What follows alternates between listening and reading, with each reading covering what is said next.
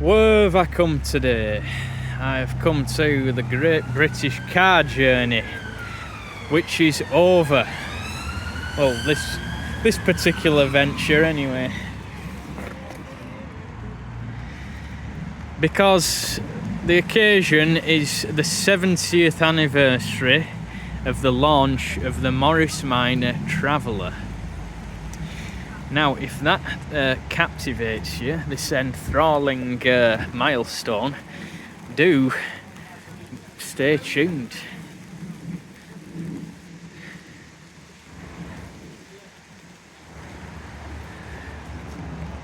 I've never ever been to this place before. It's the first one for me. And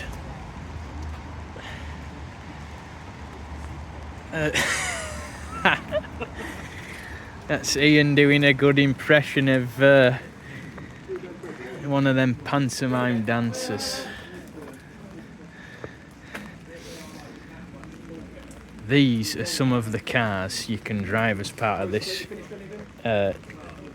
rather twee drive dad's or mum's car experience. It's interesting. They do have a good selection here. Some interesting things.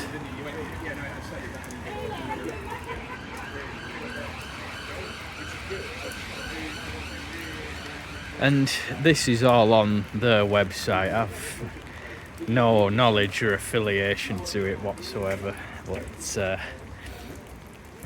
I think the idea is you book in advance, choose the car you want to take out, and an instructor takes you out. And there's actually what caught my eye was that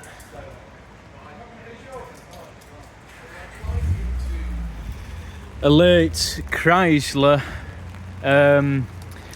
Avenger. Now, it seems to me, being a keen student of Britain's industrial past and industrial architecture, that the main building, which is sort of a museum as well, is some old industrial premises. I'm not sure what it did, but there's a lot of pipe work, and this I'll have to look this up. I'll find out what it is. I'm not sure if it's a mill pond or if it's an actual river. I'm afraid my geographical knowledge of Derbyshire is non-existent, really.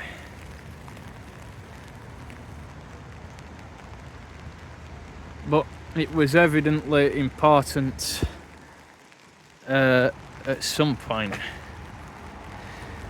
So go and have a look at some of the Morris Minors that have bothered to turn up. I'm not going to dwell too much on these cars because, truth be told, it's a common car even today, a Morris Minor. There's nothing particularly special about them. All I'm going to say is that the club wanted 70 travellers to represent each year of the 70th anniversary of the launch. There are various cars here from all ages of production. There are some standard trim cars, and also there are many modified cars. They do seem to attract people who like to modify them, and many modifications are often terrible.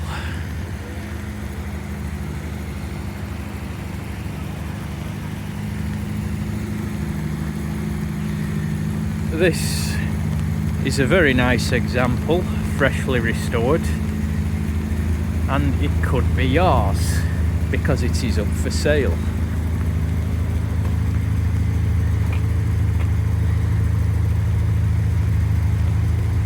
They've done a very nice job indeed, kept it faithful to the factory specification.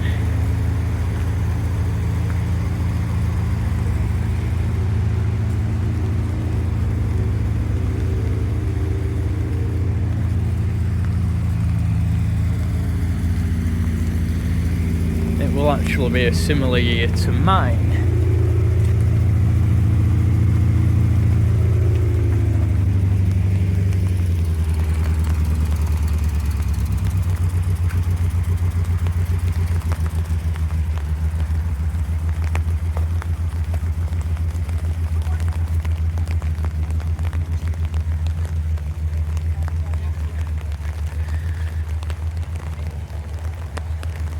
You've seen many of the cars with these modern seats because still being around in really vast numbers, certainly compared to many other old cars, or most other old cars.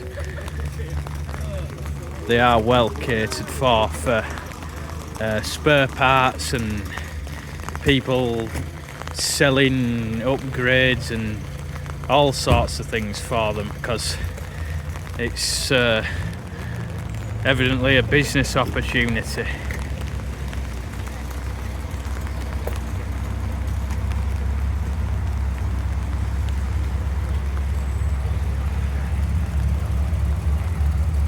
My philosophy, on the other hand, is to have an old car because you want to drive an old car and experience how it was. This is my friend Ian's. He has extensively toured this car. Attended this year's Miners on Tour to France.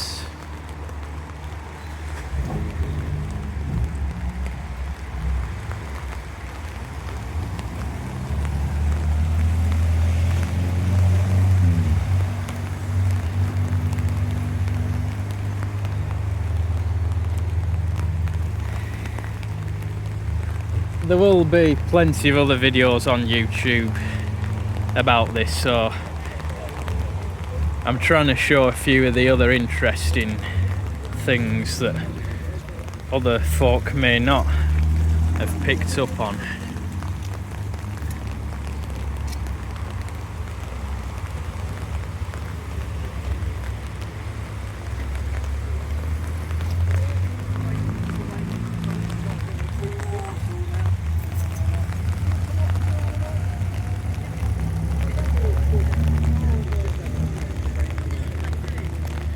There's my little station wagon there, which for a second I thought somebody had stolen.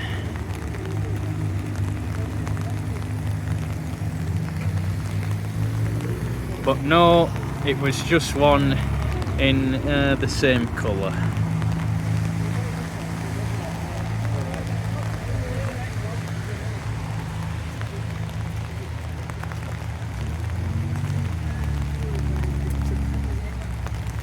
You see, most people have, well, a lot of people have left already now.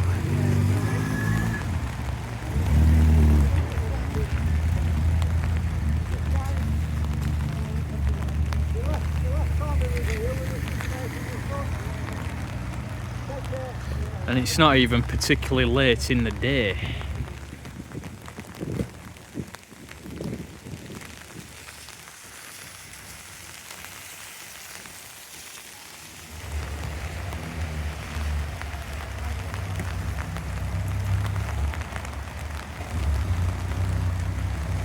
That's one of the earlier Miner 1000s with the clap-hand wipers. I've always preferred the earlier cars because they,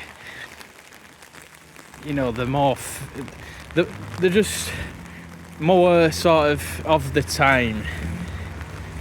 BMC tried to modernise the cars a little, and they lost a lot of the nice features like the pull starter and the the gold face speedometer there, and that what's called a banjo steering wheel.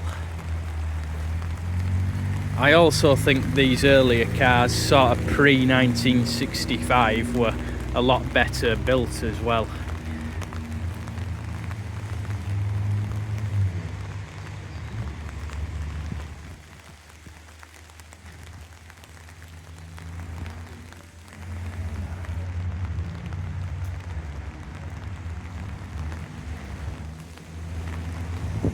There's a saloon.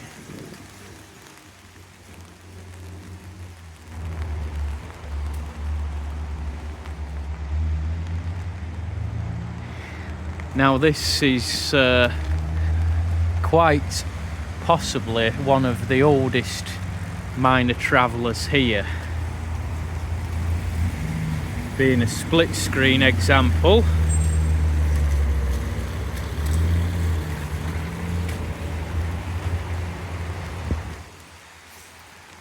If memory serves, the minor traveller debuted in 1953, yes.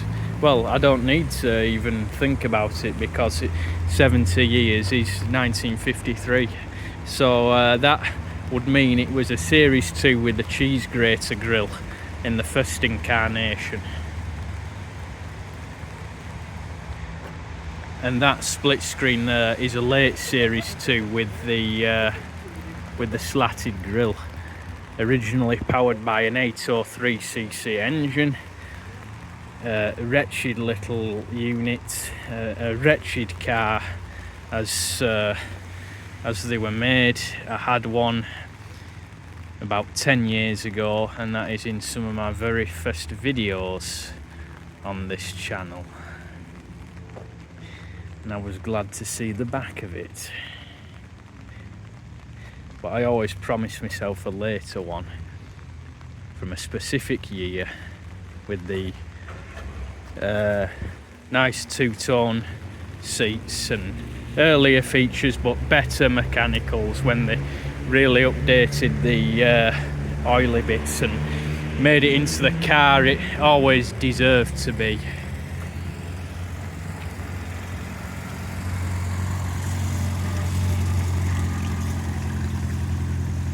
So they're all chugging away, going home. I'm going to be going home myself soon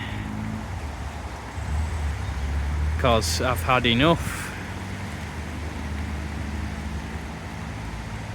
And there's a limit to how many Morris Minors a man can see in a day. But before I do, we're going to see some of the most interesting things of all, in my opinion. This is my little station wagon. Because there is something in the naughty corner. And it's not this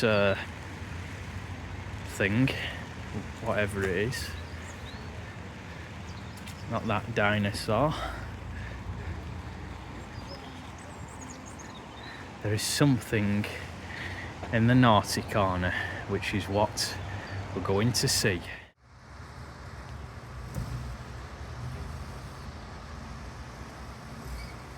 The towel's going.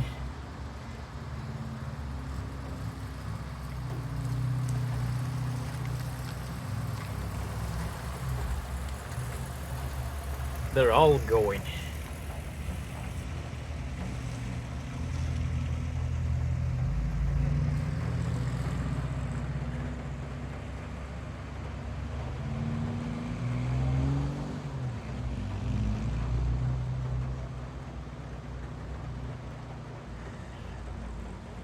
They're all going. Only been here about 2 or 3 hours and they're going home. Oh dear. I've just noticed these old floodlights.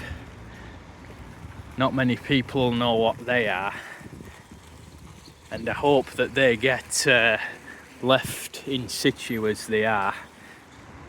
I really do.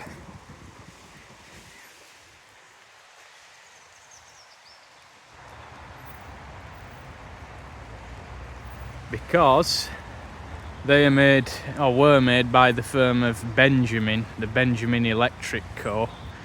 American firm originally, with subsidiaries in Britain, factories in Britain. And there's another one, grey enamel, and they're called, well, colloquially termed the shovel floodlight. And it was a giant Edison screw bulb. You can just see that. You could fit either mercury vapour or tungsten, and they'd be about 1500 watts, so quite probably quite current hungry, but they'd give a fantastic light, which is nice to see. And I bet these would still work, you know. If you ran power to them and renewed the wiring, they would still actually work. It would be nice to see them working, it really would. But yes.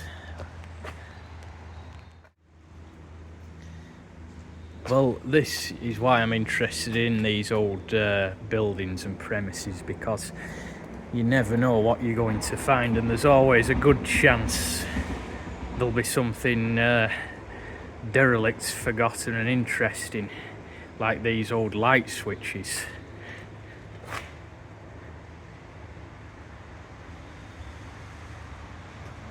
And that asbestos cement corrugated panels, which were actually very good building materials. But yeah, I hope these get left as they are, because so much of this stuff has been lost over time as these buildings have been pulled down.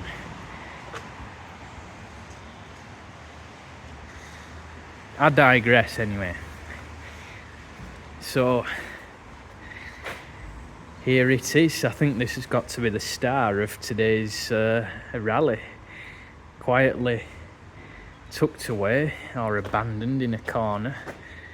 Well, for the car spotter, there are quite a few rarities here. This Austin 3-litre automatic, with wearing its original Hills number plates. It's been used for towing. Probably a well-to-do family with the caravan, perhaps.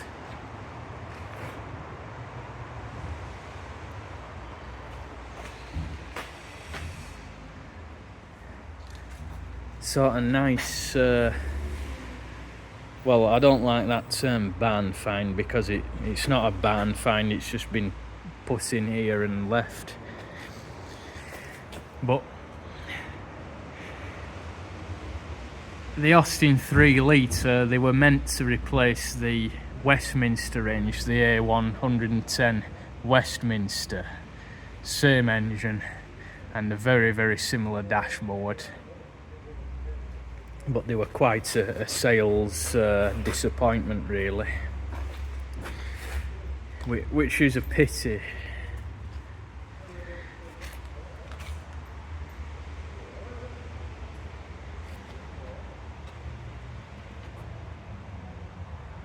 There's the Austin coat of arms,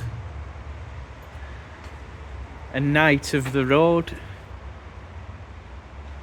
Side repeaters, and its neighbour, as it were, is a Talbot Alpine. Now, I had a Solara, a 1980 Solara, and I did like that car. Yes, it did have a few shortcomings, but with the 1.6 litre Simca engine, and very, very similar inside to this, but the 1.6 Simca engine with, I think it was it was that earlier gearbox, it was 5-speed. This is a Series 2, you see. Mine was W reg. I liked it, it was a really good car. It's the only car I've had where the blend of performance and economy has been fantastic. It was a fast car, you know, very quick off the mark, with outstanding economy as well. I had something like 56 miles to the gallon out of it on a run once, and that was, you know, twin choke Weber as standard. They're not all them who go on about fast forwards and stuff fitting them, you know, to that. They weren't exclusive to stuff like that. But yeah, it were a good car. These are quite pleasant as well. It's a saloon, this one, Austin A40 saloon with a boot. You could buy the Countryman. And it would appear to have sort of...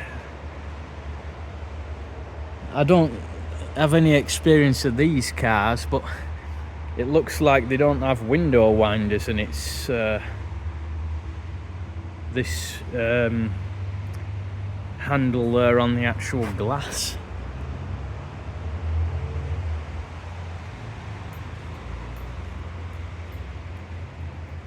That's an early one though, that is. You can tell by the grille. So we've got two Austins, and I hope they're not being abandoned and neglected here, and the tyres being allowed to go flat. And this bird and muck wants wiping off for starters, because that'll be damaging the paintwork. This thing would polish up quite well, actually. There's no rot at all on the you know, on the door bottoms. It's very, very straight. Very straight car is this. Wheel arches.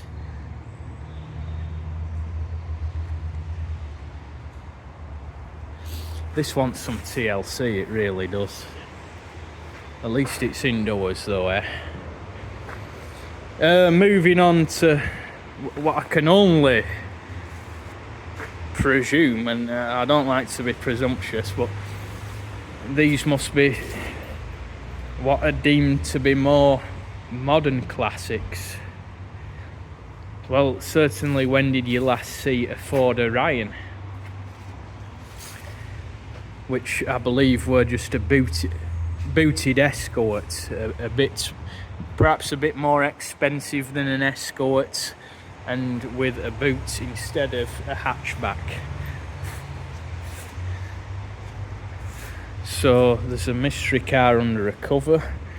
I might have a peek. No, I better not do. It's properly tucked in. I'm gonna have to guess the car. Volvo to guess. And some more stuff. I'm just gonna say goodbye to my mate Ian, because he's going and I think I'll follow suit. So from me, that's all. Goodbye. Goodbye, Ian. We'll see you back in the northeast. And yes, goodbye.